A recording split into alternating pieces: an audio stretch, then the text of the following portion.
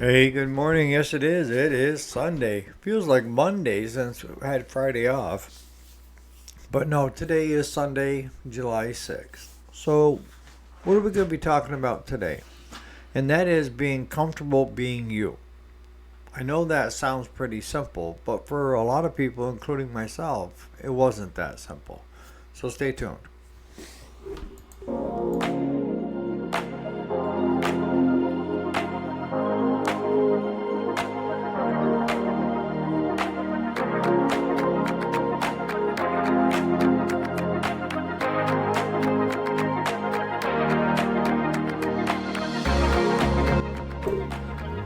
Alrighty, welcome back to the channel. My name is Eric, if you didn't already know it. And yes, this is the weekend. Not the weekday, Monday through Friday, but on the weekend I can go off the rail and talk about whatever I want. Yesterday I had to do a makeup since I skipped a day last week. But I thought today we'd talk about being comfortable being you. And the best way I can describe it is most of our lives we are spent competing with other people's achievements, and rating ourselves up against others. And especially in this day and age with social media, you know, especially the young people, they're very impressionable. And they see this person on YouTube or Snapchat, TikTok, and they want to be just like them. What you don't realize is them is only a small segment in that 24-hour cycle. You're not seeing the real person. You're seeing a person in front of a camera doing whatever, and then you're not seeing what carries over. And one of the hardest things I learned years ago was to love myself first. And why is that? Because if you don't love yourself, how can you expect others to? And I found myself constantly competing with other people. And that can hurt you in two different directions. One is you may never achieve what was meant to be, or you give up. One or the other. Because you're constantly trying to be like somebody else. God didn't make us all the same for a reason. Each and every one of us is unique and very special. And to try to be somebody else is ludicrous. You don't know what that other person is doing the other 23 hours. I'm comfortable being me. So what you see is what you would get no matter where you saw me. You know, I like being around people. I like, having good conversations. I like friends. I like close friends. And I love my family. That's just who I am, right? I can't be somebody else. I tried that. It doesn't work. And actually, I had a bout of depression at one time because I felt that I wasn't worthy. You're always worthy. Don't let somebody else rain on your parade. You know, my daughter says it best. Not all flowers bloom at the same time, and neither do people. And that's so true. You know, if it took you a little longer and you got there, that's great. That means you're keeping it real. Instead of somebody else doing it in 10 minutes, it's taking you a while. But the journey is what we are going to look back on. It's not our accomplishments. See, so many people get wrapped up in the accomplishment part that they don't enjoy the journey. It's a push to get to that point. And then when they get to that point, they feel like crap because the hype just isn't there. And the reason it's not there is because they didn't enjoy the journey with the people around them to get to that point. I mean, I can think of every achievement that I've had, and I can say that they're personal achievements, but I also have to say that I had help. I had people around me rooting me on to accomplish those things. And one example was going back to college in my 30s. My wife was probably my biggest supporter.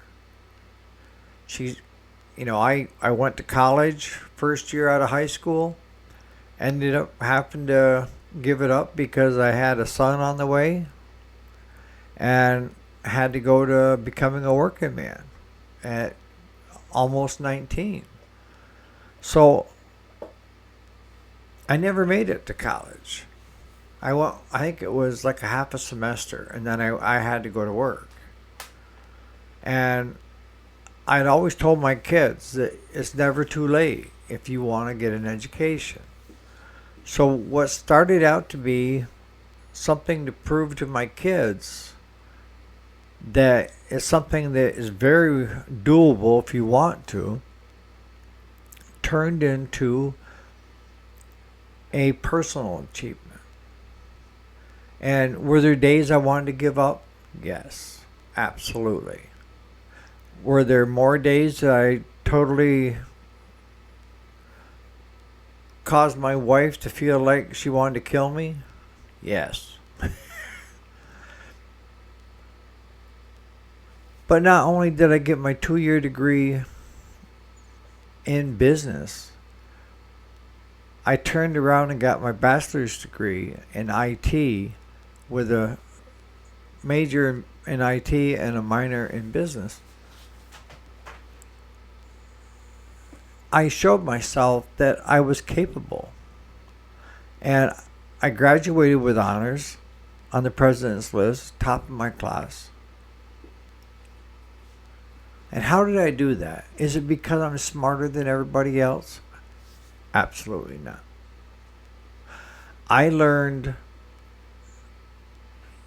if I put my mind to something, I could do anything. And that's what so many people have problems with, is not realizing and not giving themselves enough credit to being able to do it.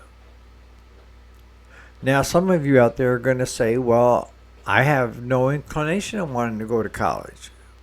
That's because you're unique and special.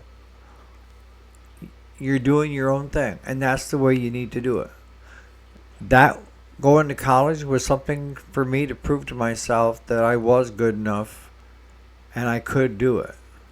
And not only could I do it, I excelled. Have any of my 2 kids gone back to college? No, not yet. But that was something that I was destined to do. That was something that God wanted me to finish. Or I would never have finished. I would have quit. And quitting doesn't mean that God says that He doesn't think you can do it or wants you to do it. It's on us to decide what it is that's important to us. For some, they want to go up the ramps, go up the ladder, in a corporate structure or something. For others, it's getting up in the morning and milking cows. For others, it's being a great mom. For others, it's great grandma that loves every one of her grandchildren and can't get enough, which I think is crazy, because when I'm around my grandkids, I'm happy to see them come, but I'm happy to see them go too. And I always make sure to pump them up with chocolate on the way out the door and not the way in. But if you can't come to terms with loving yourself, how can you expect others to love you? It's a simple question. A lot of people are not depressed. They just don't know what direction to go. They're kind of caught in a quagmire of, who am I? What am I destined to do? What am I supposed to be doing? So here's the skivvy, the short of it. God has you here to experience and grow. And your growth will be based on experiences in life and the people that come in contact with you. Some will be good, and some not so good, right?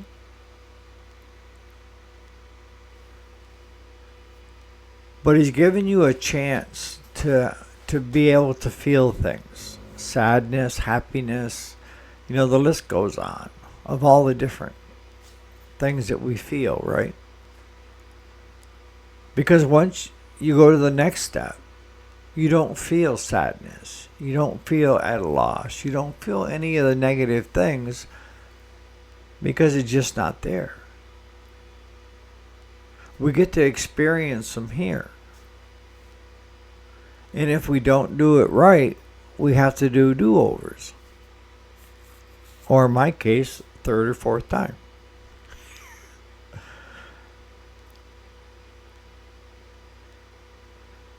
Each one of us has a purpose, okay? Some are going to be rocket scientists. Others are going to be construction workers. To me, there's no difference between the two. Some have the ability to think, where others have the ability to work. That's manual labor. And for one to compare themselves and compete with the other is asinine, right?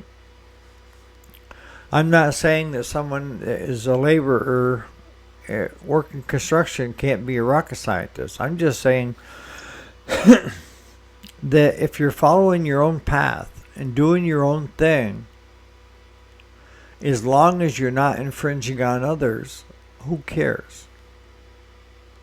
Right? God gives us a chance to have choices. And when we do have choices, we also have consequences to our choices, good and bad. Right? And sometimes he gives you wake-up calls. He calls you back to him for 7 minutes, chews your ass out, and says you need to get back there and do whatever it is you're supposed to be doing. That was probably the biggest question, and I still ask it today, 8 months out, is the question of why. Why am I still here? And my sister-in-law, which I love to death, Mo, she sent me a text that had all these reasons of why. Many of them I hadn't thought of. But as I read down through them, it started giving me things to have a personal achievement to fulfill that why.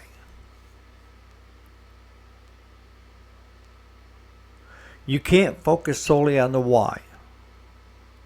You can kind of have it here like it is with me. But that shouldn't stop you dead in the water and do nothing. I am more alive today than I have been for years. And I can tell you, like yesterday, I did my 2-mile walk. I do that every morning. Last week I faltered a little bit because I was fatigued, but I guess they're attributing that to high potassium, which is now normal, or at least it was with my last blood test, because I figured out if you take Lasix, which is a dewaterer, the morning of the blood work, it causes you to pee more, which gets rid of more potassium. See? It's a vicious cycle. You start with people telling you need to drink more water to get rid of the excess potassium. But the more water you drink, because I'm still classified as in congestive heart failure, the more water you retain, because your body can't get rid of the amount of water you're drinking to expel the potassium. So then you have to take a dewatering pill like Lasix that causes you to pee like a mad person to get rid of the water, and then it's back to drinking more water. You see what I'm saying? It's a vicious circle. That's all I'm saying. But I'm enjoying each and every day with the people that are around me. Today, I'm going to a birthday party. My grandson, Wyatt, his birthday was actually Friday, but we're celebrating it today at noon. But the two youngest grandkids are going to be entering pre-K this year, so that's exciting. But it's not only what you do, it's the people that you enjoy it with. But yesterday I started off with I was going to try to do some haying, get it started. And the first thing what requires hooking up the mowing machine. That wasn't happening. I just don't have the strength yet.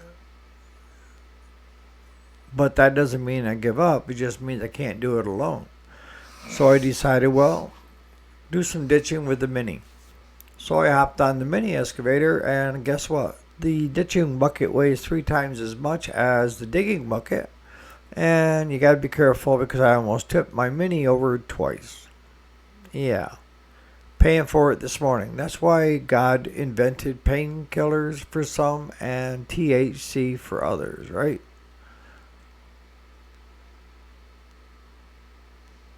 But that's how I'm living each day, is just doing what I can and trying to be a better me. And I'm not comparing myself to other people. Years ago I did, but I think now, that's asinine. Why would you want to compete with somebody else? Because you don't know what's going on the inside. People are pretty good about putting up a false facade. And the false facade is somebody happy-go-lucky all the time that you think, wow, I wish I was that person. But behind closed doors is in tears because they're depressed. That's what I mean. You can't go by people's outward appearance. Some people are really good at fooling others. Right? So if you learned anything from today, is God made you very unique and very special. Don't compare yourself to other people.